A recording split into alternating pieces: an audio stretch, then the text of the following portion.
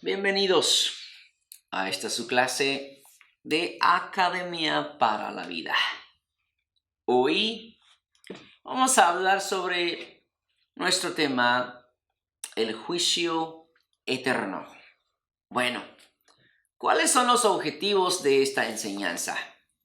Es para mejorar nuestro entendimiento, nuestra comprensión acerca del significado del juicio eterno y sus implicaciones en la vida terrenal, ¿sí? Entonces tenemos que entender esto. Pero también sirve para exhortarnos. ¿Por qué exhortarnos? Para que llevemos una vida agradable delante de Dios.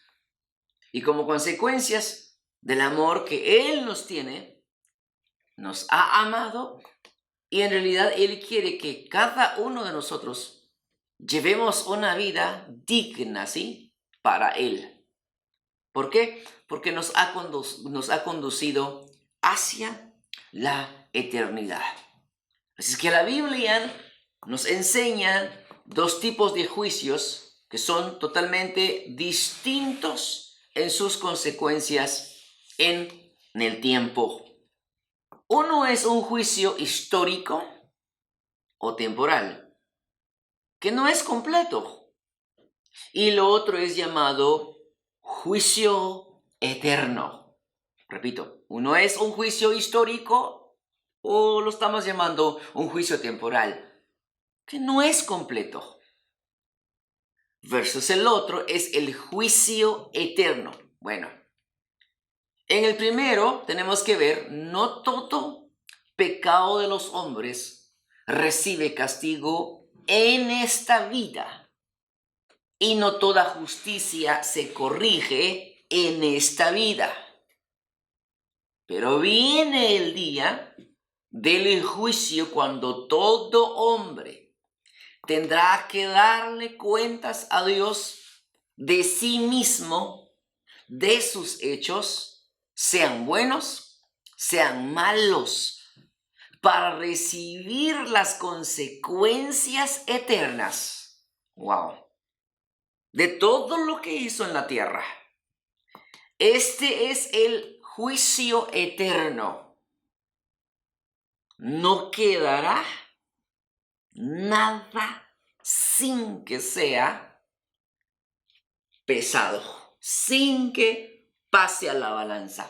Toda palabra, todo hecho, todos los pensamientos, todo lo que el hombre hizo en vida iba a ser realmente visto en el juicio eterno. Ahora, el juicio temporal, ¿para qué sirve? El juicio temporal sirve para recordarnos que hay un juicio eterno. Si pudiéramos ver entonces Salmos capítulos 73, versos 12 al 20, nos dan estos versículos a entender las características del juicio eterno. Ahora, ¿por qué se llama juicio eterno? Se llama juicio eterno aquel cuyas consecuencias tendrán implicaciones eternas. O sea que no hay salida. No hay alguien quien pueda abogar por nosotros. Solamente habrán dos juicios. Uno, el de los impíos. El otro, el de los justos. Así es que la base del juicio eterno, el Padre tiene autoridad para juzgar. ¿Sí? El Padre. La misma palabra que nos salva hoy, esa misma palabra nos va a condenar si nosotros no aplicamos la palabra, no obedecemos la palabra. Esa misma palabra nos va a condenar en aquel día.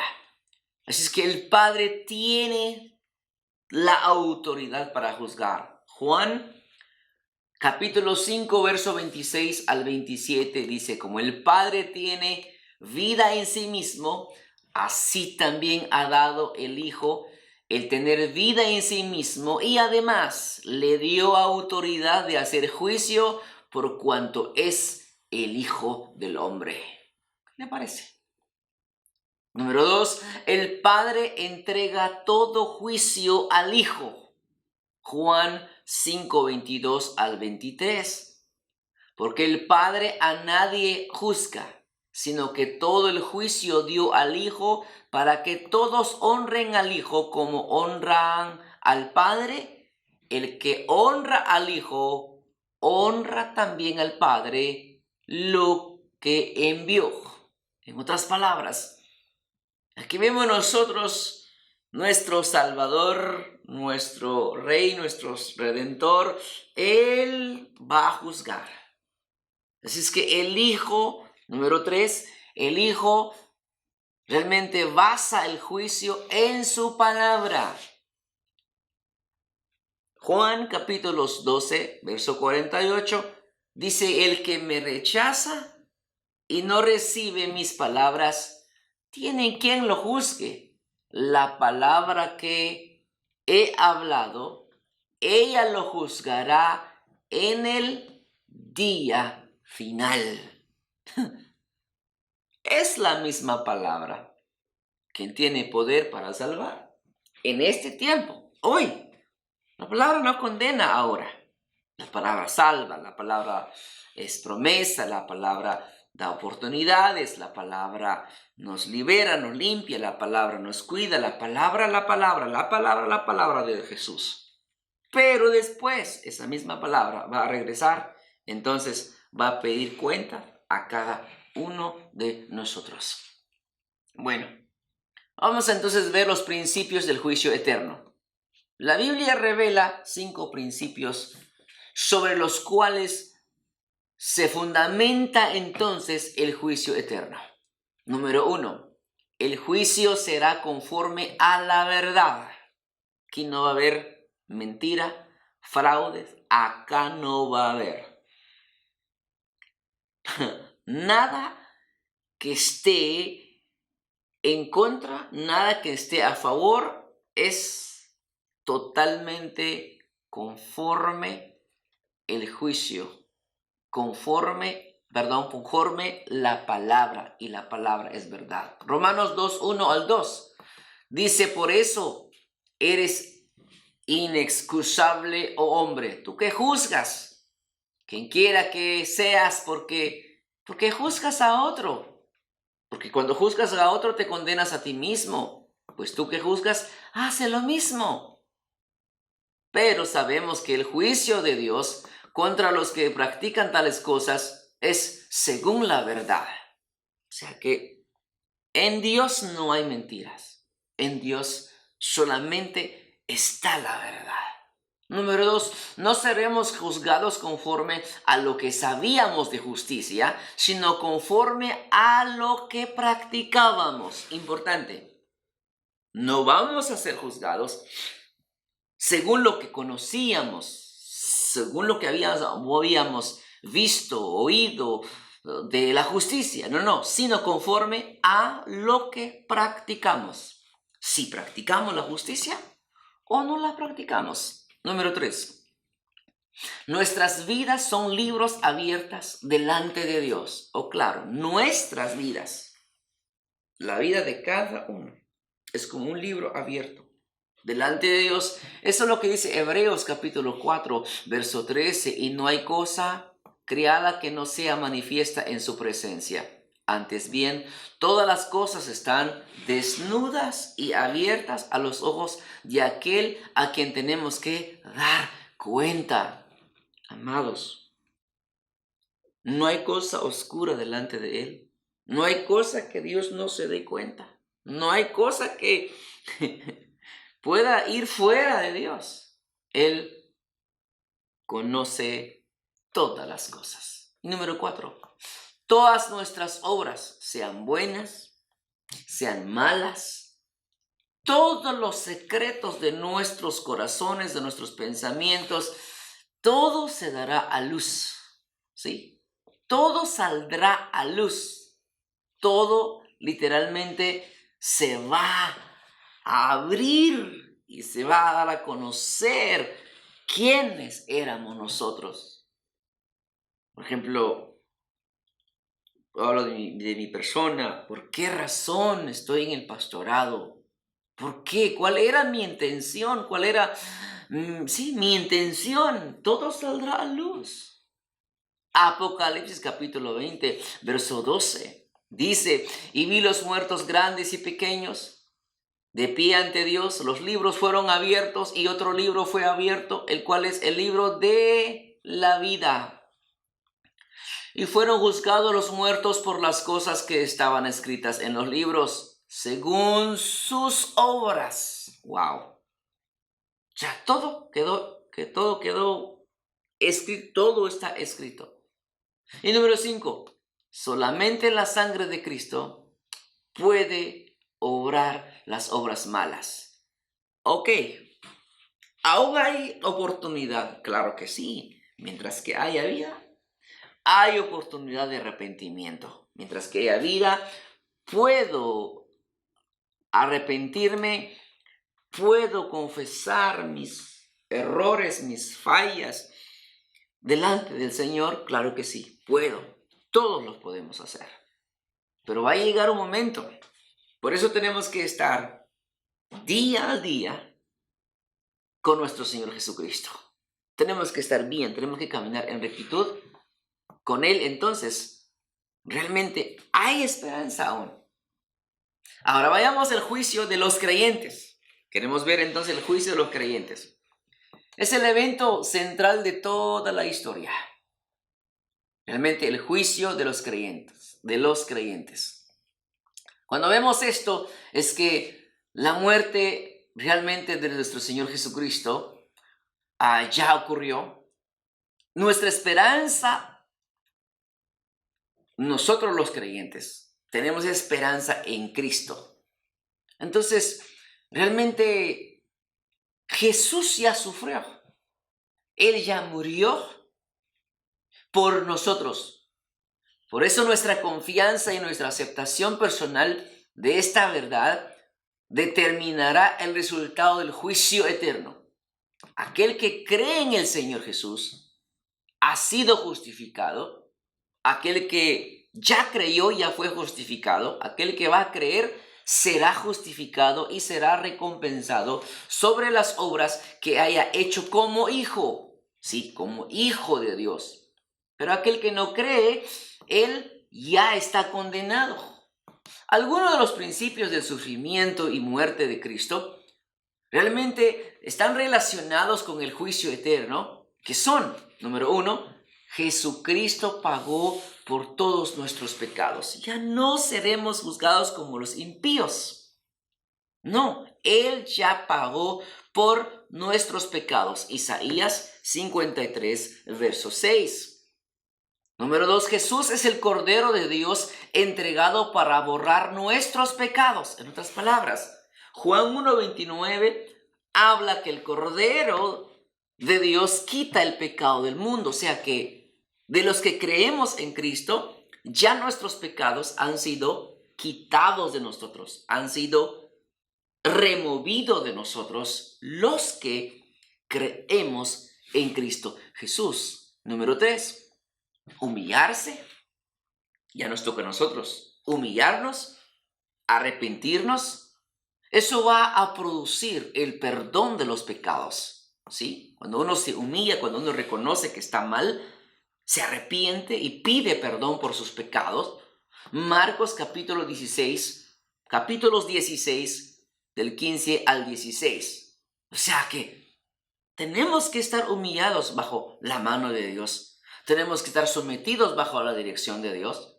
Entonces, lo que produce en nosotros un fruto de arrepentimiento, ¿no? Y realmente vamos a tener paz en nuestro corazón.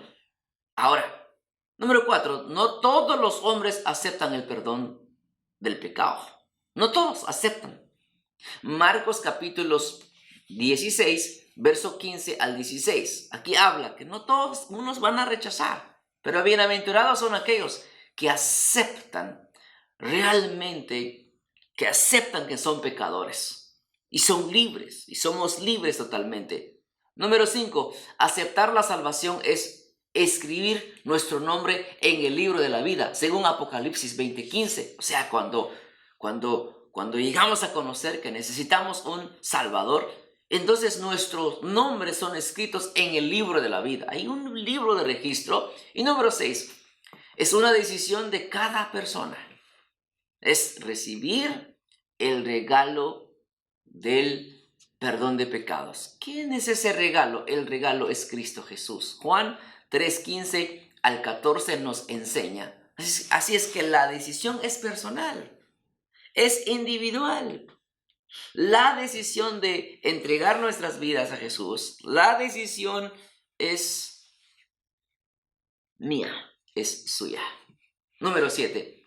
Al morir, ya estaba decidido hacia dónde había de dirigirse. Es decir, aquí vemos nosotros Eclesiastés, capítulos 11, versos 8 al 10. Es que todo está decidido de parte de Dios, pero la elección es nuestra.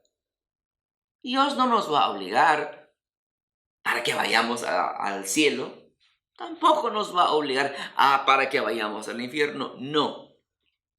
La decisión es personal. Bueno, ahora vamos a ver un poquito más acerca del tribunal de Cristo.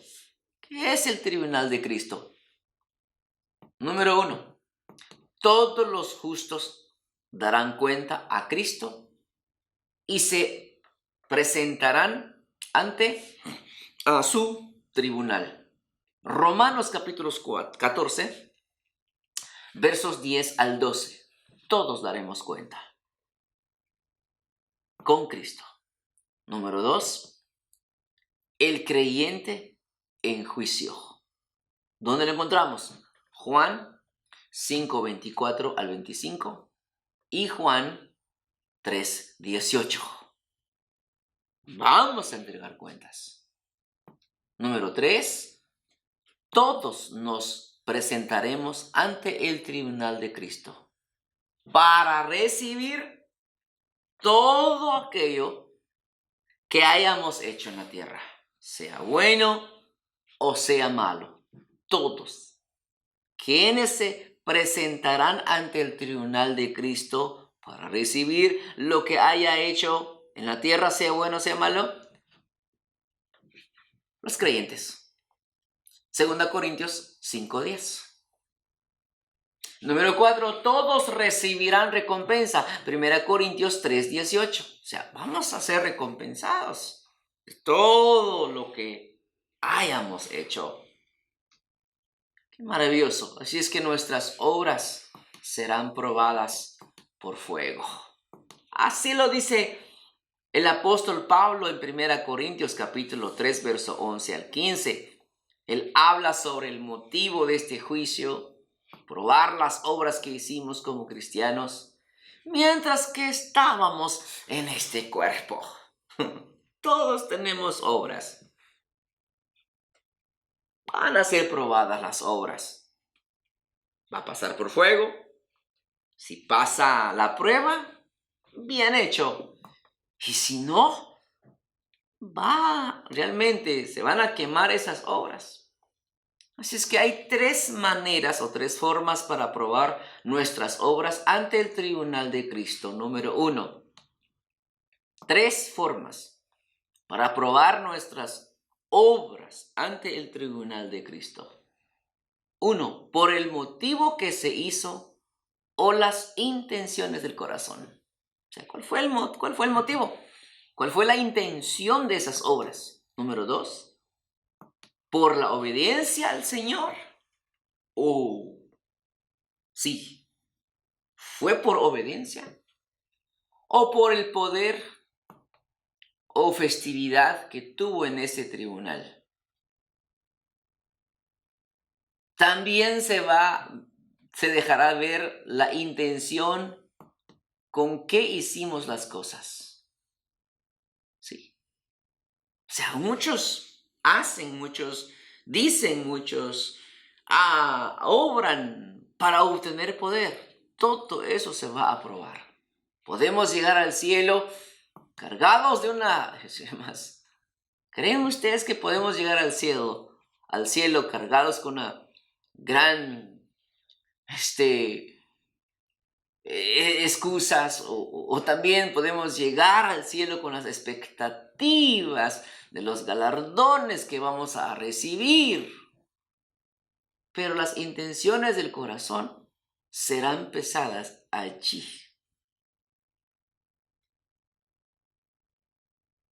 Allí. Se va a pesar. ¿Cuáles eran las intenciones cuando estábamos acá en la tierra? ¿Por qué hicimos? ¿Por qué servimos? ¿Con qué intención? ¿Cuál era la intención del corazón del creyente cuando se presenta al Señor? Si hice muchas cosas poniéndoles el sello de Dios, o en realidad era para mi propia gloria, para mi propia alabanza, y ahí se va a saber la verdad.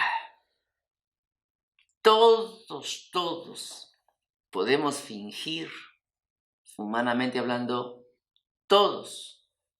a todos podemos engañar, pero nunca realmente podemos engañarle a Él.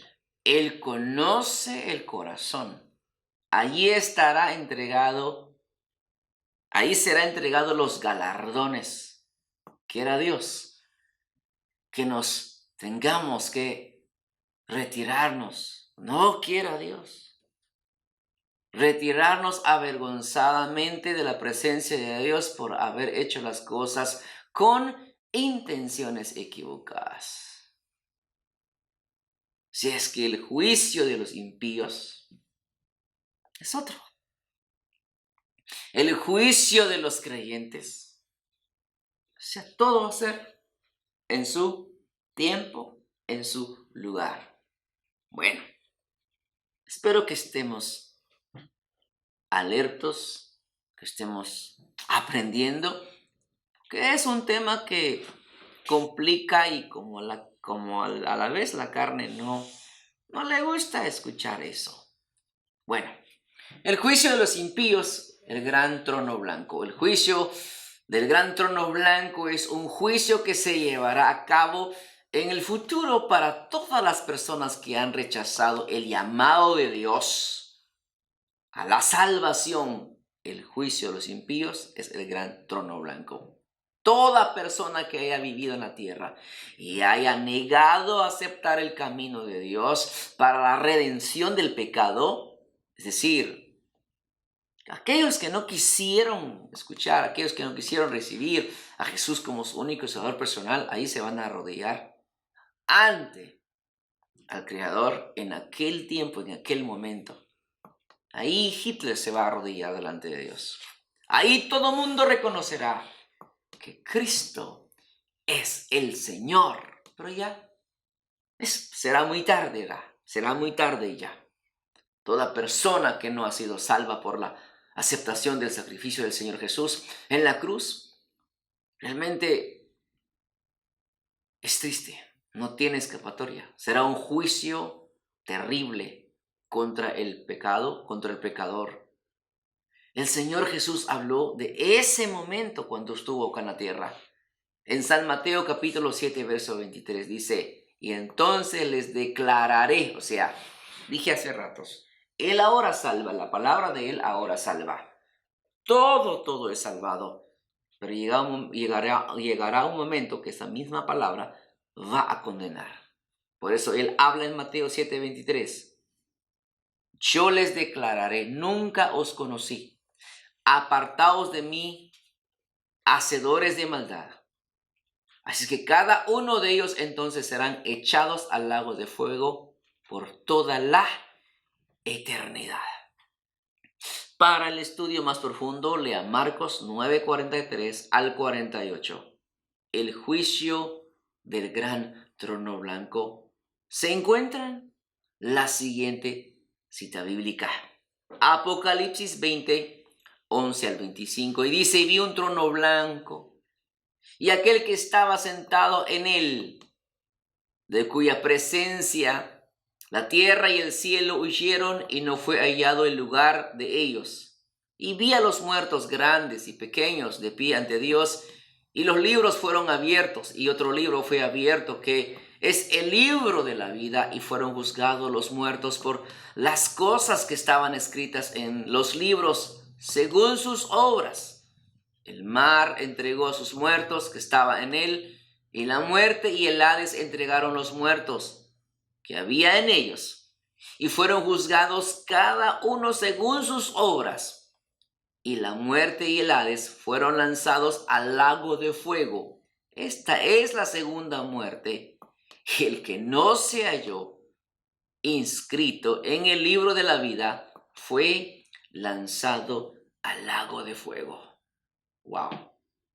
La Biblia lo habla claramente, que hay un juicio después de la muerte.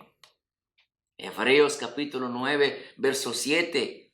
Así como está establecido para los hombres que mueran una vez, pero después de esto, el juicio. Así es que todos los pecadores que no se arrepientan sufrirán el castigo eterno después que hayan sido juzgados por Dios en el juicio del trono blanco. Después de la gran tribulación y el milenio, serán abiertos estos libros y también el libro de la vida, donde están escritas todas las cosas. ¿Cuáles cosas? De las que hicimos, de las que se hicieron sobre la tierra. Y serán juzgadas todas las personas que tengan que comparecer. Apocalipsis capítulo 20, verso 12 dice: y vi a los muertos, grandes y pequeños, de pie delante de Dios, y los libros fueron abiertos, y otro libro fue abierto, el cual es el libro de la vida. Y fueron juzgados los muertos por las cosas que estaban escritas en los libros, según sus obras. Así es que será una comparecencia individual. Allí no habrá excusas. Allá no estará papá, mamá, allá no estará esposo, esposa, allá no estará el pastor. Ahí sí que no vamos a excusarnos. No va a haber. Hoy Jesús no es nuestro Salvador, nuestro abogado, pero en aquel tiempo será nuestro juez. Una confrontación personal de los hechos que hayamos hecho acá sobre la tierra, para recibir sentencia o para recibir gloria. El que no se haya inscrito en el libro de la vida, será lanzado al lago de fuego, un lugar de tribulación, un lugar de angustia. Romanos 2:9 lo dice, un lugar de lloro y crujir de dientes. Mateo 22:13. Es un lugar de eterna perdición, segunda Tesalonicenses 1:9. Es una prisión de oscuridad, así lo describe segunda de Pedro 2:4.